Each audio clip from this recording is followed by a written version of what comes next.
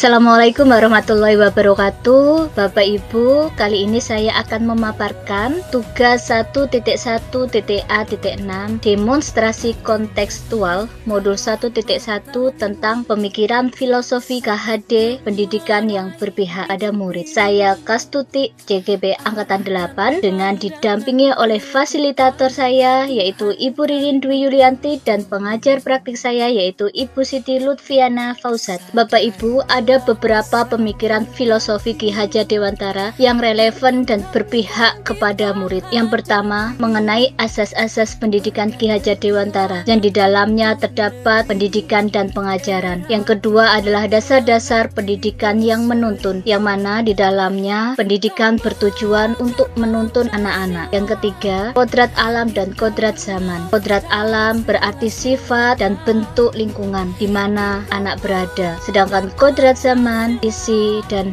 irama. Sedangkan yang keempat mengenai budi pekerti. Budi pekerti merupakan hasil cipta, rasa, karsa, dan karya. Asas pendidikan Ki Hajar Dewantara mengenai pendidikan dan pengajaran. Pendidikan adalah tempat persemaian benih-benih kebudayaan. Pengajaran adalah bagian dari pendidikan. Pengajaran merupakan proses pendidikan dalam memberi ilmu atau berfaedah untuk kecakapan hidup anak secara lahir dan batin. Sedangkan pendidikan memberi tuntunan terhadap segala kekuatan kodrat yang dimiliki anak agar ia mampu mencapai keselamatan dan kebahagiaan yang setinggi-tingginya baik sebagai seorang manusia maupun sebagai anggota masyarakat. Pendidikan dan pengajaran merupakan suatu usaha persiapan untuk segala kepentingan hidup manusia baik dalam hidup bermasyarakat maupun hidup berbudaya. Pendidikan adalah tempat persemaian benih-benih kebudayaan dalam masyarakat. Ki Hajar Dewantara memiliki keyakinan bahwa untuk menciptakan manusia Indonesia yang beradab, maka pendidikan menjadi salah satu kunci utama untuk mencapainya. Pendidikan dapat menjadi ruang berlatih dan bertumbuhnya nilai-nilai kemanusiaan yang dapat terus diwariskan. Dasar-dasar pendidikan Ki Hajar Dewantara yang menuntun.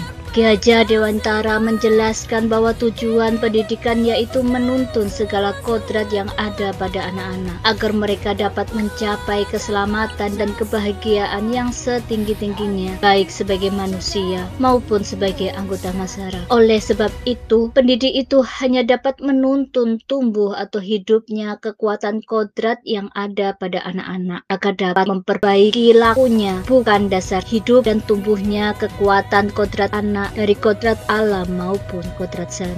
Dalam menuntun laku dan pertumbuhan kodrat anak, KHD mengibaratkan peran pendidik seperti seorang petani. Anak-anak itu seperti biji tumbuhan yang disemai dan ditanam oleh Pak Tani di lahan yang telah disediakan. Anak-anak itu bagaikan bulir-bulir jagung yang ditanam. Bila biji jagung ditempatkan di tanah yang subur dengan mendapatkan sinar matahari dan pengairan yang baik, maka meskipun biji jagung adalah bibit jagung yang kurang baik, dapat tumbuh dengan baik karena perhatian dan perawatan dari Pak Tani. Demikian sebaliknya, meskipun biji jagung itu disemai adalah bibit berkualitas baik, namun tumbuh di lahan yang gersang dan tidak mendapatkan pengairan dan cahaya matahari, maka biji jagung itu mungkin tumbuh namun tidak akan optimal. Dalam proses menuntun, anak-anak diberi kebebasan, namun pendidik sebagai pamong dalam memberi tuntunan dan arahan agar anak tidak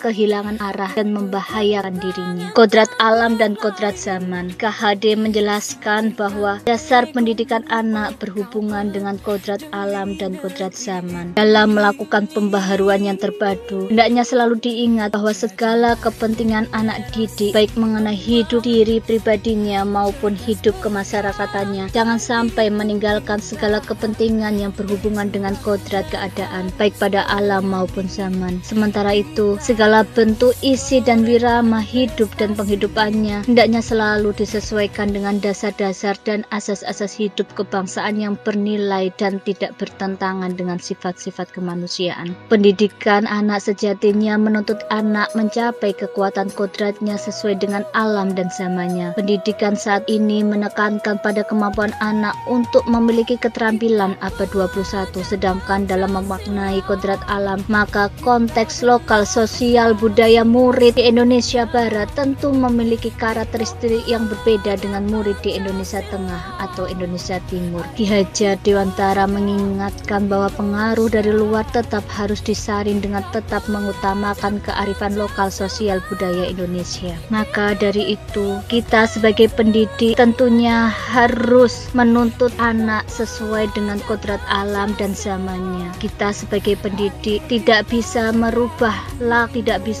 dasarnya anak, tapi kita dapat membantu mengembangkan lakunya dan menebalkan laku yang baik untuk diimplementasikan dalam kehidupan nyatanya. Budi pekerti merupakan watak atau karakter perpaduan antara gerak pikiran, perasaan, dan kehendak atau kemauan sehingga menimbulkan suatu tenaga untuk bertindak. Budi pekerti juga dapat diartikan sebagai perpaduan antara hasil cipta, rasa, karsa, dan karya. Budi pekerti merupakan keselarasan atau keseimbangan hidup di mana anak-anak dilatih melalui pemahaman kesadaran diri yang baik tentang kekuatan dirinya. Kemudian anak-anak juga dilatih untuk mengelola diri agar mampu memiliki kesadaran sosial bahwa ia tidak hidup sendiri dalam relasi sosialnya, sehingga kita membuat sebuah keputusan yang bertanggung jawab dalam kemerdekaan dirinya dan kemerdekaan orang lain. Untuk itu, peran pendidik sangat dibutuhkan dalam mengembangkan budi pekerti anak, agar anak dapat menjadi insan yang berbudaya, yang memiliki budi pekerti serta akhlak yang baik untuk dirinya dan untuk di kehidupan masyarakat. Prinsip kepemimpinan sebagai guru yaitu ingarso sung tulodo, di mana di depan memberikan tauladan, memberikan contoh-contoh yang baik kepada anak didik kita. Ingmat yo mangun karso, yang artinya di tengah kita selalu memberikan semangat kepada anak didik kita agar selalu semangat dalam belajar,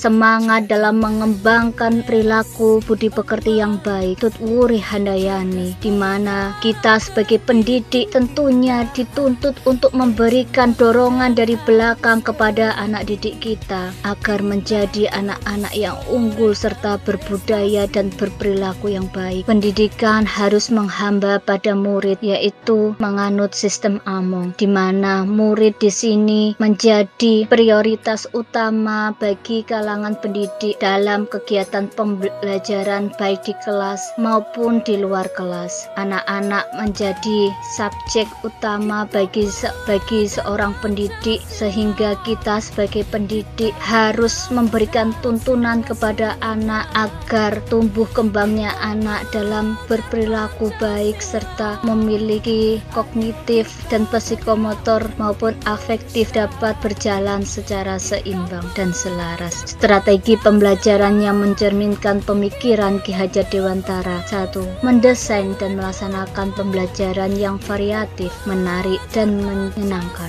Yang kedua, menciptakan pembelajaran yang berpusat pada murid dengan melihat karakteristik pada anak sehingga terwujudnya merdeka belajar. Yang ketiga, menanamkan budi pekerti peserta didik sesuai dengan kodrat alam dan kodrat zaman. Adapun implementasi dalam kegiatan di sekolah seperti mendesain dan melaksanakan pembelajaran yang variatif, menarik, dan menyenangkan. Hal ini dapat dilakukan baik di kelas maupun di lingkungan sekolah. Adapun beberapa contoh kegiatan pembelajaran yang variatif, menarik, dan menyenangkan yaitu melalui permainan, melalui diskusi kelompok, ataupun melalui presentasi. Implementasi dalam kegiatan di sekolah dengan menciptakan pembelajaran yang berpusat pada murid dengan melihat karakteristik pada anak sehingga terwujudnya merdeka belajar. Hal ini dapat diwujudkan dengan memerdekakan anak dalam pembelajaran. Kita sebagai pendidik hanya dapat menuntun anak, biarkan anak-anak mengeksplorasi apa yang mereka pikirkan sesuai dengan kodrat alam dan kodrat zamannya. Biarkan mereka bekerja sama, biarkan mereka berkolaborasi dengan teman-temannya. Kita hanya menuntun dan membimbing mereka agar tidak salah langkah. Implementasi dalam kegiatan di sekolah, menanamkan budi pekerti peserta didik sesuai dengan kodrat alam dan kodrat zaman. Di sekolah saya untuk penanaman budi pekerti bisa melalui kegiatan senyum sapa salam, kemudian dengan mengikuti upacara bendera, pembiasaan setiap hari Senin, dan beberapa ekstra yang dapat menanamkan budi pekerti anak, misalkan ekstra pramuka, ekstra olahraga, dan lain sebagainya. Selain itu juga dapat ditanamkan dalam kegiatan program sekolah, yaitu kegiatan P5, misalkan kegiatan kerja bakti ataupun kegiatan Jumat Kolbu yang dilaksanakan setiap 1 minggu sekali, yaitu pada hari Jumat. Tantangan tentunya dalam penerapan implementasi di sekolah saya ada berbagai tantangan yang menjadi faktor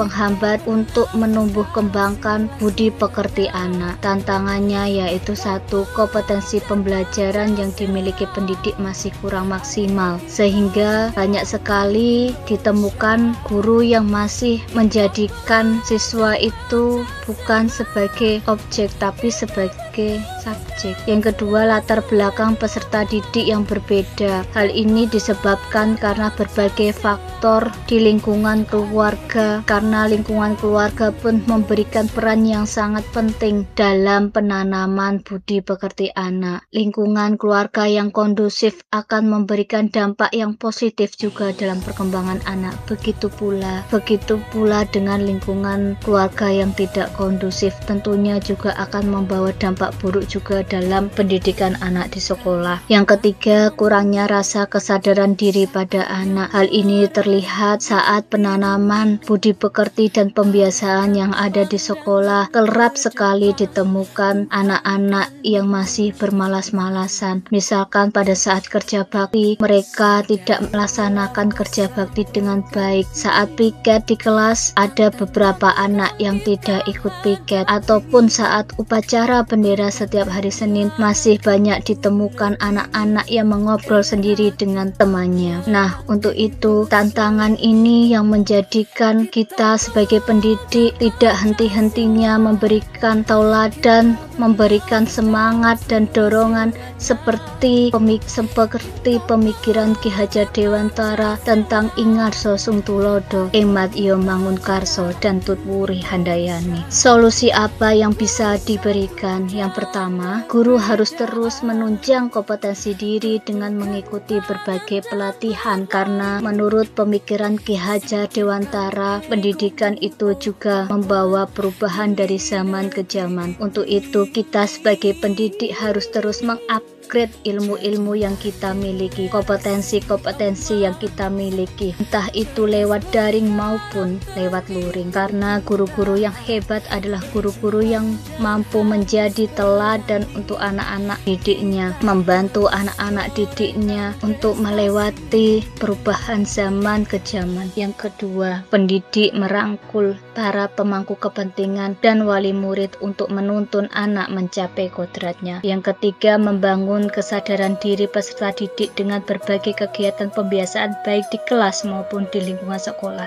sehingga dari pemaparan tersebut tentang pemikiran Ki Hajar Dewantara, maka dapat ditarik kesimpulan bahwa pengajaran merupakan bagian dari pendidikan. Pendidikan dan pengajaran merupakan satu kesatuan yang tidak dapat dipisahkan. Pendidikan dan pengajaran merupakan usaha persiapan dan persediaan untuk segala kepentingan hidup manusia, baik dalam hidup bermasyarakat maupun hidup berbudaya. Pendidikan menuntun segala kodrat yang ada pada anak agar mereka dapat mencapai keselamatan dan kebahagiaan yang setinggi-tingginya, baik sebagai manusia maupun sebagai anggota masyarakat. Oleh sebab itu, pendidik itu hanya dapat menuntun tumbuh dan hidupnya kekuatan kodrat yang ada pada anak agar dapat memperbaiki lakunya, bukan dasarnya. Hidup dan tumbuh tumbuhnya kekuatan kodrat anak, baik itu kodrat alam maupun kodrat zaman. Selain itu, pendidikan juga dapat membantu anak-anak untuk menebalkan lakunya yang positif dan budi pekerti yang baik agar dapat diimplementasikan dalam kehidupannya, yaitu sebagai individu maupun sebagai anggota di masyarakat. Berbagai pembiasaan yang dilakukan di sekolah saya sangat relevan dengan pemikiran filosofi Ki Hajar Dewantara tentang penanaman budi pekerti anak, baik yang dilakukan di dalam kelas maupun di lingkungan sekolah, terus digalakan agar menumbuhkan laku yang baik kepada anak sebagai bekal dalam kehidupannya di masyarakat tentunya. Dalam implementasi pembelajaran yang berpusat pada anak serta penanaman budi pekerti di sekolah tentunya terdapat berbagai tantangan. Oleh karena itu, dibutuhkan usaha bersama para stakeholder, pemangku kepentingan, dan orang tua untuk ikut berperan penting dalam penanaman laku dan budi pekerti yang baik pada anak. Terima kasih. Mungkin itu hasil pemaparan yang bisa saya sampaikan. Semoga apa yang saya paparkan ini memberikan manfaat yang baik tentang pemikiran filosofi Ki Hajar Dewantara. Terima kasih.